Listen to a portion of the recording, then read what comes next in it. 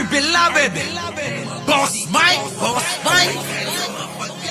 Cervera.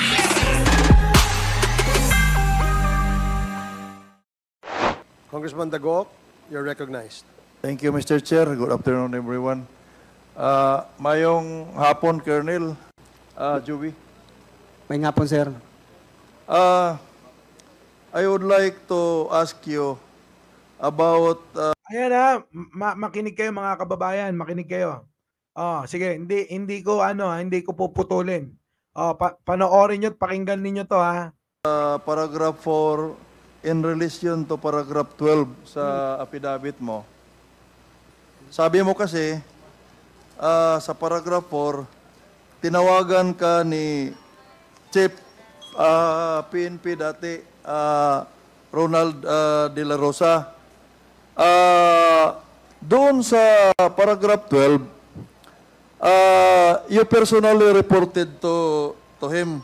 You personally reported to him. So, yung bang boses na narinig mo, yung boses na narinig mo nung tumawag, yung sabi mong si General De La Rosa, dating Chief PNP, pareho ba na boses nung nagkaharap na kayo?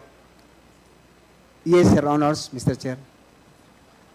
Ibig sabihin, Mr. Chair, kayo ay hindi lang naniwala na si former Chief PNP yung tumawag sa iyo, kundi na-confirm mo na siya talaga nung nagkaharap na kayo dahil pare-pareho yung boses ng tumawag at yung boses ng taong kausap mo nung nagkita kayo.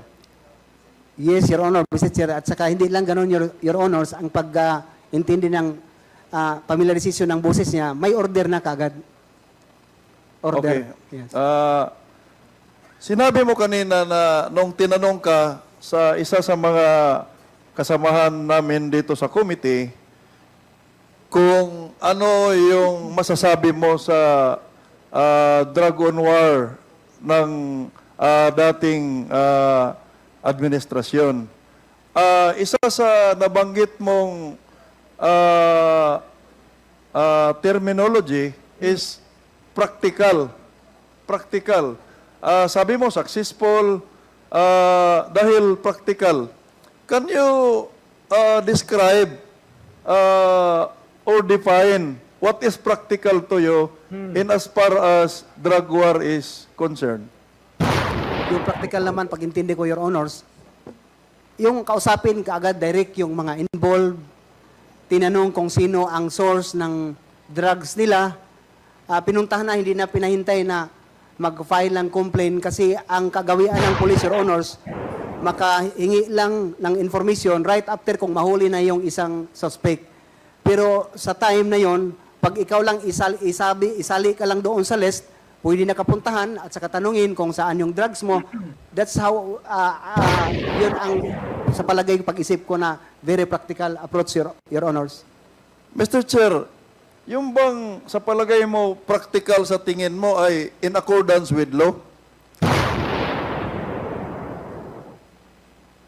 I cannot really specifically, Your Honors, kung in accordance with law, as long as the PNP, number one, Your Honors, hindi hinuli, no?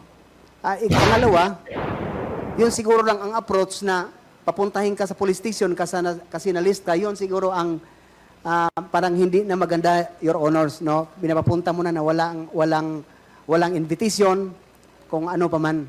Pero kung as tao lang tayo, Your Honors, na parang bigyan ng second chance yung mga involved, sa ganun lang ng mga paraan, Your Honors. Mr. Chair, gusto ko lang linawin at masigurado na uulitin ko yung tanong ko, Colonel. You appreciate, no? Parang inaano mo yung, pinupuri mo yung drug war kasi successful siya, sabi mo, at practical. Gusto ko lang ulitin yung tanong ko. Yung practical ba na sinabi mo is always in accordance with law. Yung mga ginagawa doon sa practical na sinabi mo, Mr. Chair. hindi siguro lahat, Your Honors, no, pero mayroon lang na mga example, Your Honor, sa akin. Kinausap ko si Mayor na para matapos na ito, isurrender nyo na lang yung drugs. Ikaw, Mayor Aldong, isurrender mo na lang yung baril.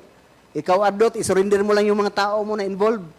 So that's how I pag-intindi ko sa practical, Your Honors. So, ulitin ko, kung tama yung pagkakaintindi ko, hindi lahat ng practical sa tingin mo ay in accordance with law. Mayroong iba na practical sa operasyon pero hindi sumusunod sa batas. Tama po ba yung pagkakaintindi ko, Mr. Chair? Yes, Your Honors. I admire you, Colonel, for being candid. I really admire you for being candid, no? Hindi selective yung inaamin mo. Now, dito sa reward system, ang dami nang nagtatanong, ano yung 50 to 100 per day na quota, may 20,000, may galing sa STL. Ito bang pinag-uusapan dito sa affidavit mo na reward system? Is this official? Mayroon bang official na issuance ang PNP sa reward system, Mr. Chair? Sa reward system, Your Honors, hindi yun ma-indicate doon kasi parang kuan lang yun, parang ibigay lang yun kung may ganun ang mga pangyari, Your Honors. Pero yung quota, lahat naman instructed ang mga chief of police na lahat ng nasa list na ibinigay pababa parang taas na knock and play ninyo para mapagbigyan din ng pagkataon yung mga nasa list na mag-surrender. Ibig sabihin, Mr. Chair, wala talagang official issuance yung PNP regarding sa pinag-uusapang reward system. Parang tradisyon lang or verbal order lang. Parang ganun po ba yun, Mr. Chair? Verbal lang, Your Honor. But in my station, Mayor Paruhinog declaring talaga na pag makahuli kayo, Chief, dito ang kaugalian namin, magbigay kami ang LGU ng 100,000 per operasyon ng buy-bust kung malaki ang mabuy-bust ninyo. As Colonel, no, junior officer ka, alam mo ba na dito sa Ines Vlog, thank you eto kita nyo. Eto may may point si biro na rin. Naging tiwali ang mga pulis sa ganyang sistema. Totoo 'yun. Totoo 'yun Sa totoo lang maraming natuto ng kalokohan. Dito Loy. Kongreso, taon-taon may budget po na intelligence fund sa PNP. Alam mo ba 'yon? Alam ko, Your Honors. So, as Chief of Police na na-assign sa different areas, nakagamit ka ba ng intelligence fund doon sa mga operations ninyo? Bakit, in my case, now I have a personal experience na yung Chief of Police ay humihingi ng gasolina dahil kinulang sila ng budget. Nagsosolicit ng computer set dahil wala silang So, going back to my question, naranasan mo ba na may na-release sa'yo na or may naibigay na intelligence fund doon sa mga operasyon? Kasi inuutosan ka na manghuli. Your Honors, wala. So, Mr. Chair, it is very clear na kailangan siguro nating busisiin yung intelligence fund doon sa budget ng mga different government agencies, particularly PNP. Saan ginamit yon? Bakit nanggagaling na sa STL, kung kani-kanino, yung mga ginagawang, o yung mga binibigay na reward? Because with this kind of practice, ay hindi talaga natin masiwata kasi may nagbibigay. Baka yung nagbibigay ay involved din. So, finally... So, nagets nyo na. Yung nagbibigay daw, baka involved din. Sino ba nagbibigay ng bayad? Sino ba nagbibigay ng reward? Yun ang tanong doon. Di ba? Walang problema sa reward. Yung nagbibigay ng reward, ang problema, ulitin ko, tama si Kong, Ano sabi? Eh baka nakikinabang din yung nagbibigay. Oh, di ba? Oh, Digong. Digong. Bato. Nakikinabang ba kayo? Oo, eh kasi nga tinuturo na ano. Ano sabi ni Las Cañas, Las Cañas, ni Asierto. 'Di ba? Yung grupo nila Digong ang ano, ang totoong drug lord ng mga drug lord. So yun na yung pakinabang. Oh, nagigets nyo mga kababayan? Oh, eh yun na yun. Karugtong na yun ng mga sinasabi nila. Na ano, yung mga illegal na pasugalan tulad ng Pogo, STL, at kung ano-ano pa na pinayagan ng panahon ni Digong na sinasabi niyang malinis, ay yun pa lang yung mga bahagi nila o yung parte nila ron, eh yun yung binibigay para ano, ubusin yung kanilang mga ano, mga kalaban sa pagbibenta ng droga.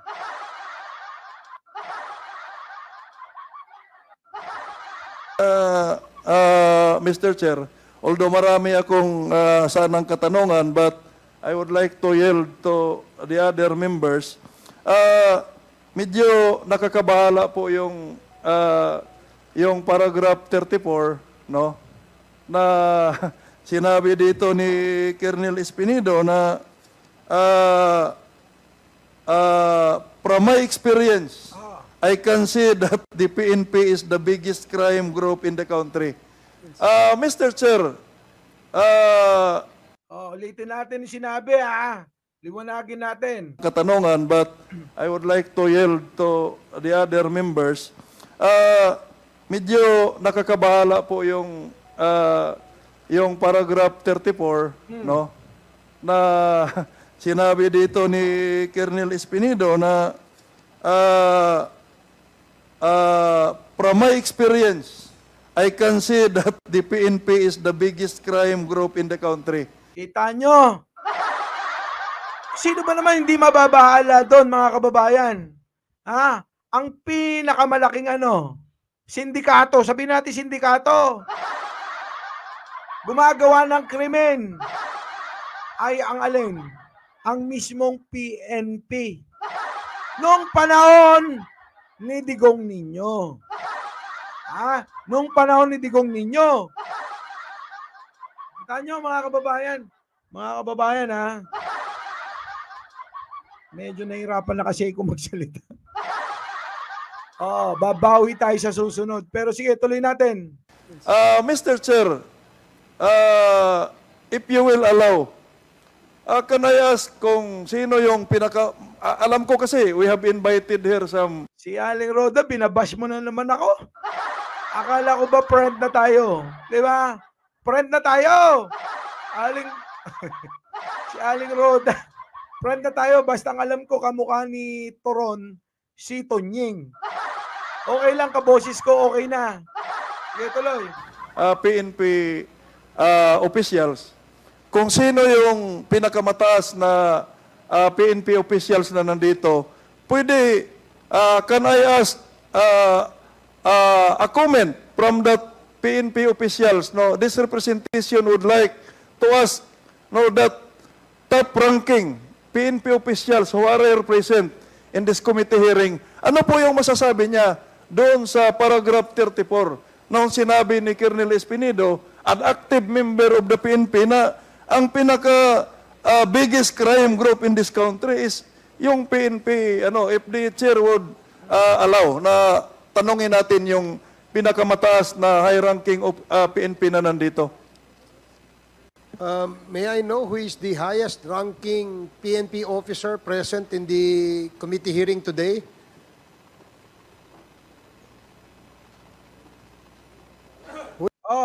Sabi ni Tony Ninobla, habang hinahanap yung pinakamataas na ranking official daw na PNP na present dyan sa hearing. Ito, si Kerwin Espinosa ay tao ni Peter Lim na kumpare ni Digong, kaya protektado ni Bato. Ayun, kay Espinido, kaya absuelto. Kaya ba hindi napatay ang Kerwin?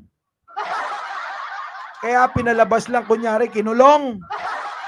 Na ngayon kinulong pero mahina yung kaso. Ayun, nakalabas. Bakit si singing sino yun yung kumakanta sa preso? Ano pangalan nun? Bakit buhay pa yun? Ha? Bakit buhay pa yung kumakanta, yung nag-co-concert sa sa Bilibid?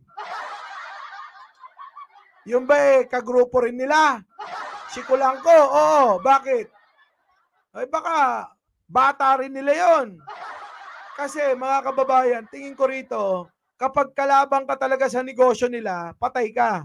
Pero kapag ikaw ay bata nila, napakapakinabangan ka nila, buhay ka. Di ba? Yun lang yun eh. Oh.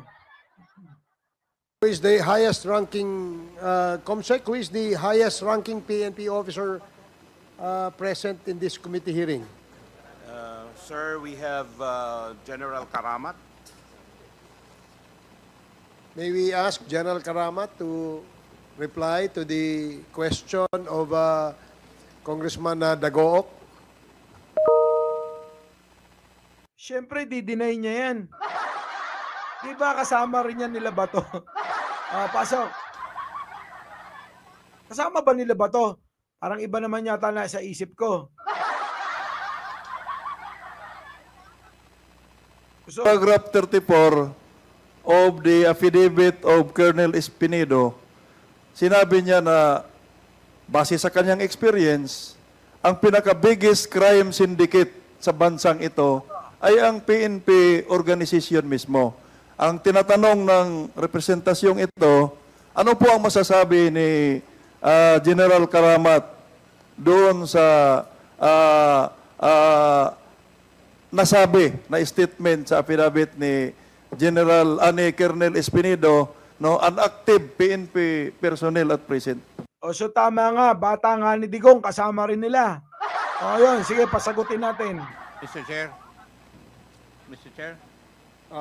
Before we ask General Karamat to reply, Congressman Akop. May I know if General Karamat has taken his oath? Comsec, has General Karamat taken his oath? General Karamat, you have taken your oath, correct? Yes. Yes. So nag-out na, sige. Kasi alam nyo, kailangan dyan pag nag-testify ka, pag nagsalita ka, lahat yun dapat naka-oath.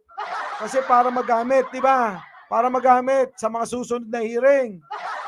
Sige, pasok. Please reply, General Karamat.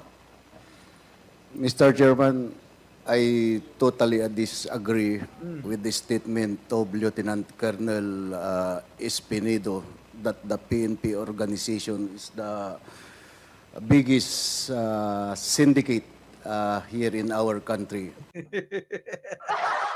Pabor kay Argo. Okay. We could not have the kind of peace and order situation we are experiencing right now in our country if not for those dedicated policemen maintaining the peace and order in our country, sir. Teka muna, baka naman ang tinutukoy lang, General Karamat, nung panahon ni Digong. Ngayon, tumino na yung mga pulis, mga kababayan. Oo, abay liwanagin nyo yan. Iba yung panahon ni Digong, iba yung panahon ngayon ni Pangulong Bongbong Marcos. O baka ang binabanggit mong matino na ngayon, yung panahon ni Pangulong Bongbong Marcos, di ba, Paingcho? Di ba?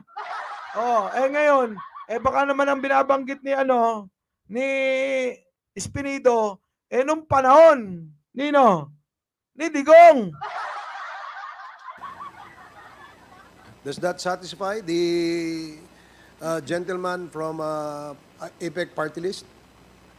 Mr. Sir, last question in relation to, as follow-up question to Colonel Espinedo. Okay, last question please. Ang ibig mo bang sabihin na Colonel Espinedo, nung sinabi mo yung paragraph 4 na biggest syndicate, is this only in as far as drug war is concerned o yung overall operation ng crimes yung solving of crimes, law enforcement, or ang tinutukoy mo ay big crime syndicate is just only for drug war? Your Honor, Mr. Chair, yung drug war, pero quote-unquote, Your Honors, the PNP itself is maganda na yung police natin, yung institusyon ng PNP. Oh, kita nyo! Yun ang sinasabi ko sa inyo. Maganda na. Yung alin, PNP ngayon. So, nung panahon ni Digong yung tinutukoy. Putik na yan, Ha?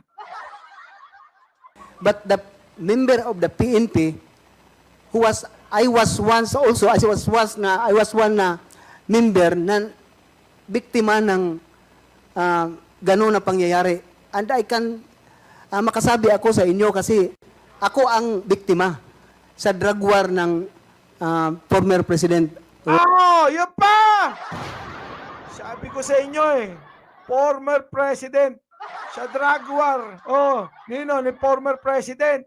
So ang tinutukoy dito mga kababayan, wala talagang kwenta.